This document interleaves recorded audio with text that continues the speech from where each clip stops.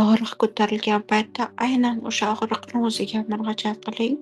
Chunki loyiqsizlik ko'tarildida pulga nisbatan.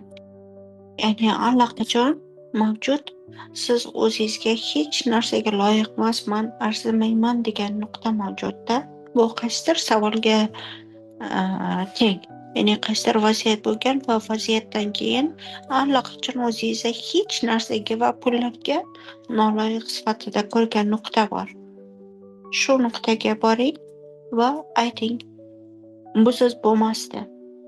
Bu vaziyatsiz evolyutsiya bo'lmasdi deb ayting. Aynan bu vaziyat, aynan shu vaziyat bo'lishi juda o'rinli bo'lgan va bu bizni evolyutsiyamiz uchun muhimligi uchun aynan biz kirgizdik bu vaziyatni hayotimizga.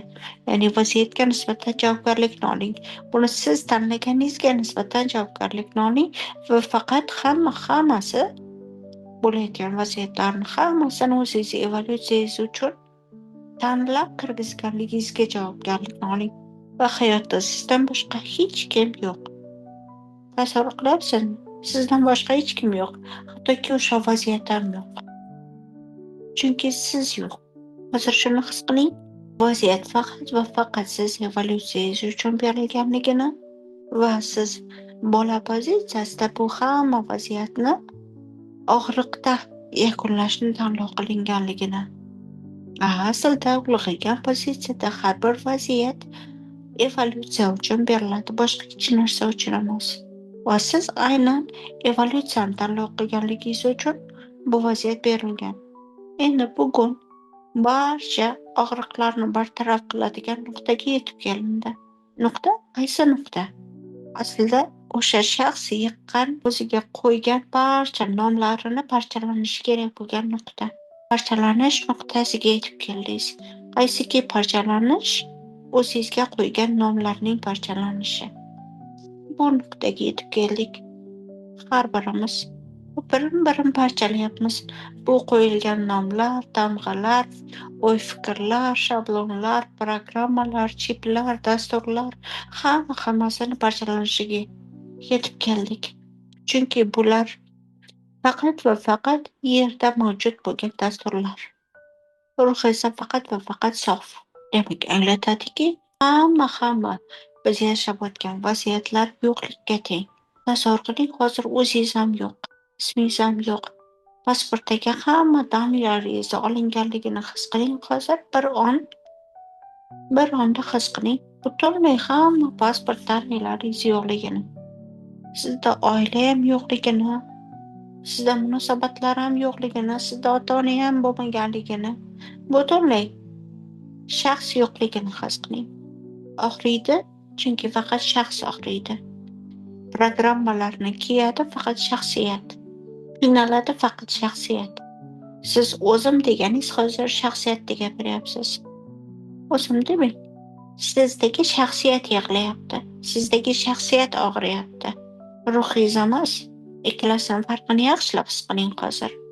Og'riq ko'tarilganda ego yig'laydi, shaxsiyat yig'laydi. O'zini kimdirman deb o'ylagan ego yig'laydi, shaxs yig'laydi. Biz bularni hozir parchaladik, shaxsiyatni parchaladik va ko'tarildi. Shaxsiyatni maskasi yechilgisi kelmayapti. Bizga nimaga kerak shaxsiyat? Agar sizni ruhingizni rivojiga bermayotgan bo'lsa, sun'iy qurilgan, ongsiz qurilgan shaxsiyat ruhni rivojiga bermaydi. Ruhni uyg'otayotgan paytda shaxsiyat parchalanadi. Biz hozir uni parchalayapmiz va siz qo'yivermayman deb yig'lamoqchisiz. Bering shaxsiyat butunlay parchalanishiga. Bir tiyin bo'lib ketishingizga, bir tiyinga arzimay ketishingizga bering. Parchalanib ketsin. Siz o'zingizni hech kim sifatida ko'rishga rozi bo'ling. Hech kimsiz rostdan. Pasportingiz ham yo'q, ismingiz ham yo'q, familiyangiz ham yo'q, bolangiz ham yo'q, eringiz ham yo'q, kasbingiz ham yo'q, hech kimsiz. Hech kim. Agar siz hech kim bo'lsangiz, siz agar birinchi nuqta bo'lsangiz, siz tug'ilish nuqtasi bo'lsangiz, tug'ilish nuqtasida og'riq bormi? Yo'q. Aynan. Demak, og'riq yo'q bo'lgan o'lchamda tug'ilgansiz. Undan keyin kiydirilganlar maskalar. Siz maska uchun yig'layapsiz. Qaysiki sizni shaxs degan tushunchangizni yaratgan maska uchun yig'layapsiz, o'zingizni yo'qotyapsiz.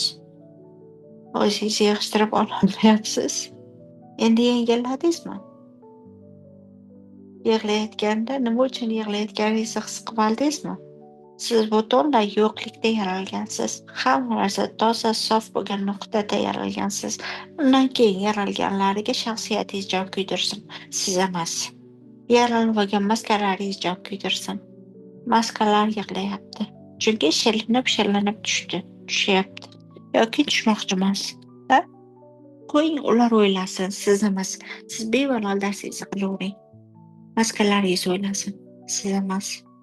Kimda mana shunaqa raspad bo'ladigan bo'lsa, parchalanish bo'ladigan bo'lsa, mana shu hozirgi praktikani bajaring.